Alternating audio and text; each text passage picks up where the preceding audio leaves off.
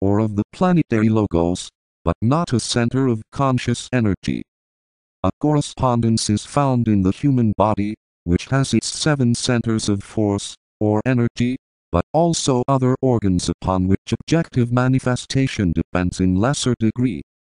Such an entity finds expression through the animal kingdom, of which he is the informing soul, and he has definite place in the planetary or logoic body. This is a hint which has hitherto not been exoteric, and is to be commended to the consideration of students. I would add that some of the tragedies underlying existence at this time are karmically incident upon temporarily faulty relations between an entity who dominated at one period of the third or moon chain, and the one holding analogous position in this the fourth or earth chain. This latter is the sum total of the lowest human principle, if we count the dense physical or animal body of man as a principle. In their lack of agreement lies the clue to the cruelties practiced on animals by man.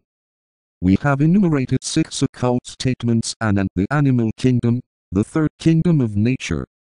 They related to the past, and we will now add one further statement to them and then proceed to consider the present and to foretell certain eventualities that may be looked for in the future. As we have seen, during the third root race, opportunity for the animal kingdom occurred and many individualized.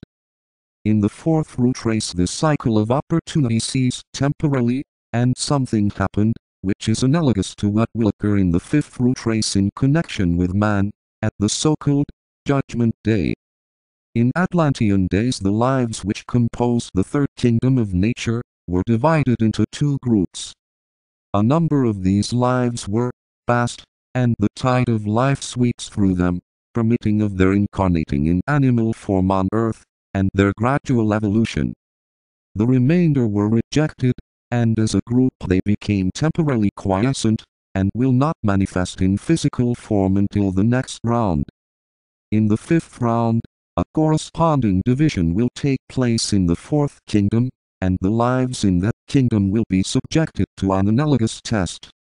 Some will be passed and will continue their evolution on this planet, while others will be rejected, and will go into temporary pralaya. After the rejection in the 4th root race of 3/4 of the animal units, the remaining triads, or 1/4, proceeded on their way holding the promise of opportunity for all in time, and the guarantee of their own attainment in the next round. Just as the human monads, who are passed in the 5th round, will enter into the 5th kingdom, or respond to its vibration before the climax of the 7th, so the animal monads, if I may employ such a term, who were passed in this round will achieve individualization during the 5th and enter the 4th kingdom. This will be brought about by the strong monastic impulse which will characterize the whole cycle of the 5th round, and will thus be effected normally and as the result of due evolutionary growth. An electrical stimulation of the nature of the occurrence in Lemurian days will not be required. Since the great division in the 4th root race, the animal kingdom has been primarily occupied with the stimulation and development of karma. This is the basis of the endeavor being made by the brotherhood by the aid of man, to fan the emotional instinct, or the embryo love aspect, through the segregating of the domestic animals, and the consequent play made upon the third spirilla in the animal atoms by human magnetism or radiatory energy. The sum total of the domestic animals, the animal units brought into closest connection with man, form the heart center in the body of that great entity who is the life of the animal kingdom. From the heart flow all the influences which will eventually permeate the entire body. These units are those which will be finally separated from the group soul at the reopening of the door into the human kingdom in the next round. Let us now consider the immediate present, and the advent of the 7th ray of ceremonial magic. The effect upon the animal kingdom of the force of this ray will be far less than upon the human, for it is not yet ready to respond to the vibration of this planetary logos, and will not be until the 6th round when his influence will bring about great events. Nevertheless, certain effects might here be noticed. Owing to the increased activity of the Deva evolution, and specially of the devas of the ethers, the lesser builders will be stimulated to build, with greater facility, bodies of a more responsive nature, and the etheric bodies of both men and animals, and also their responsiveness to force or prana will be more adequate. During the sixth suprace, disease as we know it in both kingdoms will be materially lessened owing to the pranic response of the etheric bodies. This will likewise bring about changes in the dense physical body, and the bodies of both men and animals will be smaller, more refined, more finely attuned to vibration, and consequently more fitted to express essential purpose. Owing to the recognition by man of the value of mantrams, and his gradual comprehension of the true ceremonial of evolution, coupled with the use of sound and color, the animal kingdom will be better understood, and better trained, considered and utilized. Indications of this already can be seen. For instance, in all our current magazines at this time, stories which deal with the psychology of animals and with their mental attitude to man, are constantly appearing, and by the means of these and through the force of the incoming ray, man may, if he cares to do so, come to a much wider sympathy with his brothers of less degree. Thus by the turning by man of his thought force upon the animals, stimulation of their latent mentality will ensue, leading in due course of time to the crisis in the next round. More attention should be paid by occult students to the effect of the consciousness of one group upon another group, and the advancement of the lesser, by the means of the stimulating power of the greater, should be studied. The following facts should be realized. A.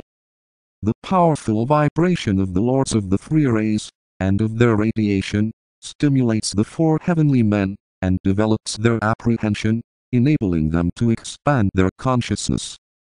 B. The consciousness of the heavenly men stimulates all the units in their bodies, but causes specialized response from those who are actively and intelligently working at the development of group consciousness.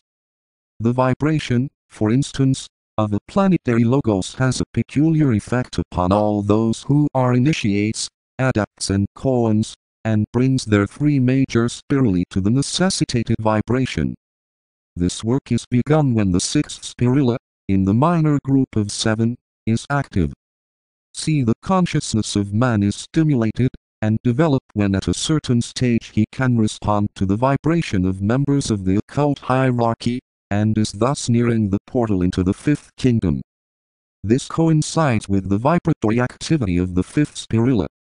D. In like manner, the less evolved units of the race, who are scarcely more than animals, are brought to the necessary stage of vibration by the play upon their mental bodies of the combined vibrations of men, whose fourth spirula is functioning adequately. In these last two cases we are dealing with the spiruli of the mental permanent atom. In the other two we are dealing with the occult mysteries, bound up in the vivification of solar and not human permanent atoms. E. The fourth creative hierarchy, viewed as a unit functioning on this planet, and leaving out of consideration its manifestation in other schemes, works in a magnetic manner, and in a stimulative capacity upon the animal kingdom, the force of its vibration pouring onto the astral bodies of the animals, and producing response. This awakens to a more effective apprehension all the units of the animal kingdom. Hence it can be seen how close is the interplay, and the interdependence, and how closely united all these greater and lesser lives are with each other. Growth and development in one part of the body logoid produces a corresponding advance in the whole. No man, for instance, can make definite and specialized progress without his brother benefiting, this benefiting taking the form of the increase of the total consciousness of the group, the stimulation of units in the group, the group magnetism producing increased, healing or blending effects upon allied groups. In this thought lies, for the servant of the master, incentive to effort. No man who strives for mastery, who struggles to attain, and who aims at expansion of consciousness but is having some effect in ever-widening spirals upon all whom he contacts, devas, men, and animals. That he knows it not, and that he may be totally unaware of the subtle stimulating emanation, which proceeds from him may be true, but nevertheless the law works. The third effect of the coming in of this ray is one that may at first repel it will cause a great destruction in the animal kingdom. During the next few hundred years many of the old animal forms will die out, and become extinct. To supply the wants of man, through disease, and through causes latent in the animal kingdom itself, much destruction will be brought about. It must ever be borne in mind that a building force is likewise a destroying one, and new forms for the animal evolution are, at this time, one of the recognized needs. The immense slaughter in America is part of the working out of the plan. The inner life or fire which animates the animal groups, and which is the life expression of an entity, will, under this seventh influence, blaze up and burn out the old, and permit the escape of the life to newer and better forms. Our subject for immediate consideration concerns the Deva evolution, and the effect of the incoming ray upon them. The first point to be noted is that this influence at this time affects primarily the devas of the physical plane, the devas of the ethers, or of the shadows, as they are sometimes called, and not, to the same extent, the devas of the astral or mental planes. Every ray affects in more or less degree the plane or subplane which is its numerical correspondence. The student should bear this in mind, and should therefore recollect that for all purposes of investigation at this time the seventh ray of ceremonial magic will have a powerful influence on the seventh or physical plane, regarding it as a unit. On the seventh subplane or the lowest subplane on the physical, the astral and the mental planes. On the seventh or lowest human principle. Prana in the etheric body. On all monads in incarnation, who are seventh ray monads. On a peculiar group of devas who are the agents, or mediates, between magicians, either white or black, and the elemental forces. This group is occultly known as the mediatory seventh, and is divided into two divisions. A. Those working with evolutionary forces. B. Those working with involutionary forces. One group is the agent of constructive purpose, and the other of destructive. More need not be submitted and this group as they are not easily contacted, fortunately for man, and can as yet only be reached by a particular group ritual accurately performed, a thing as yet practically unknown. The Masons eventually will be one of the chief agents of contact, and as men are as yet not ready for such power as this will put into their hands, true Masonry will develop but slowly. Nevertheless, under the magnetic force of this seventh ray, the growth of Masonry is inevitably sure.